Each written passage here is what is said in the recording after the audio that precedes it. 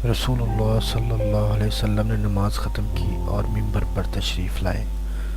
آپ نے فرمایا ہر شخص اپنی جگہ بیٹھا رہے۔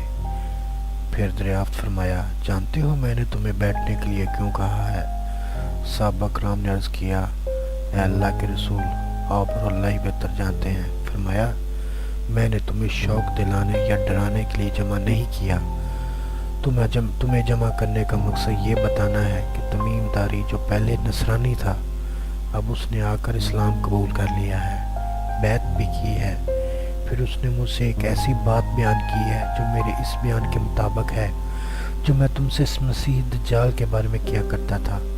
اب اللہ کے رسول صلی اللہ علیہ وسلم نے تمیم داری کی زبانی بیان کردہ بات سنانا شروع کی۔ میں لخم اور جذام قبائل کے 30 آدمیوں کے ساتھ سمندر میں جہاز پر سوار تھا۔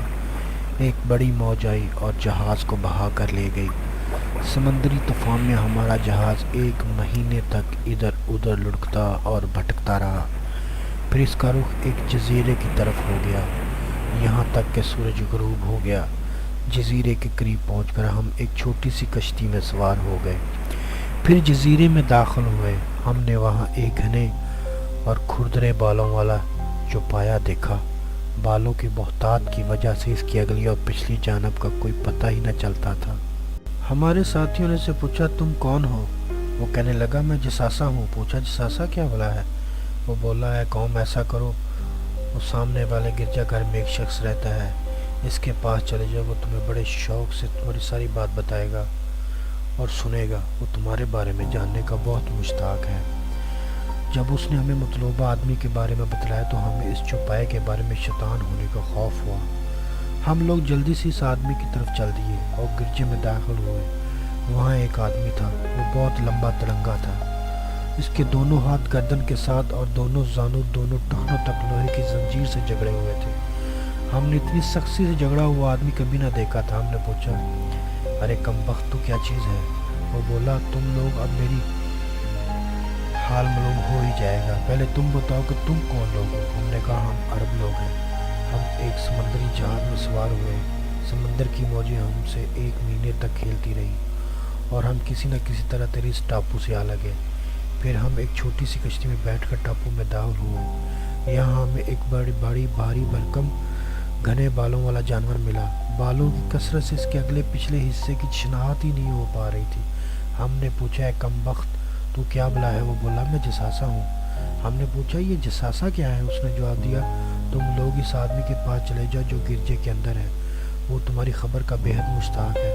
چنانچہ ہم لوگ تیزی سے دوڑتے ہوئے تیرے پاس آ پہنچے اور ڈرے ہیں کہ تو کوئی بھوت پریت ہے۔ زنجیروں میں جکڑے ہوئے آدمی نے پوچھا اچھا تم لوگ مجھے بیسان فلسطین کی ایک بستی کے نخلستان کے بارے میں تو بتاؤ۔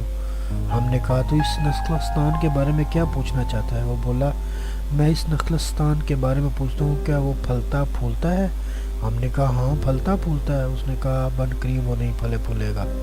پھر اس نے کہا مجھے طبرستان کے سمندر، یہ سمندر فلسطین میں ہے جو فلسطین اور اردن کے درمیان حد فاصل ہے، اس کے بارے میں بتاؤ۔ ہم نے کہا اس کے بارے میں تو کیا پوچھنا چاہتا ہے؟ اس نے سوال کیا کیا اس میں پانی ہے؟ ہم نے کہا ہاں اس میں تو بہت زیادہ پانی ہے۔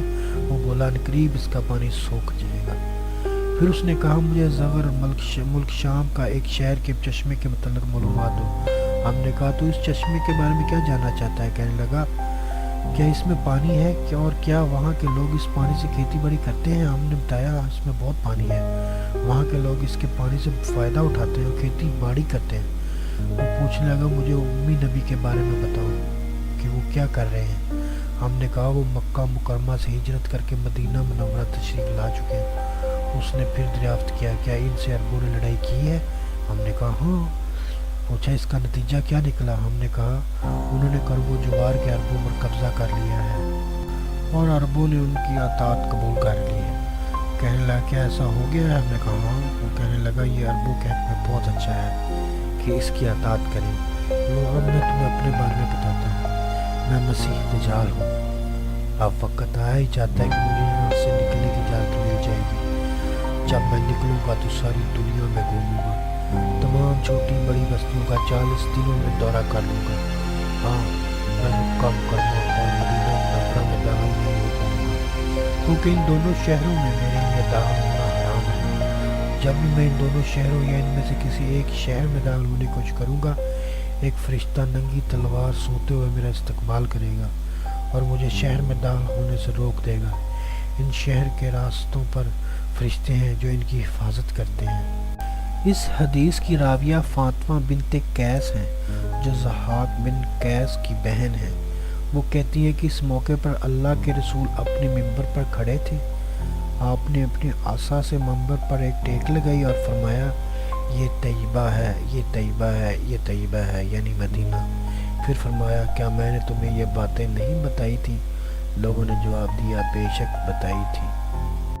پھر آپ نے ارشاد فرمایا، جب مجھ سے تمیم نے یہ اوپر والی باتیں بیان کی تو یہ وہی باتیں تھیں جن کا میں تم سے ذکر کر چکا ہوں اور مکہ اور مدینہ کے بارے میں بتا چکا ہوں۔ آگاہ رہو، دجال بحیرہ شام، بحیرہ عرب میں نہیں بلکہ وہ مشرق بحیرہ ہند کی جانب سے آئے گا۔ پھر آپ نے مشرق کی طرف اشارہ فرمایا۔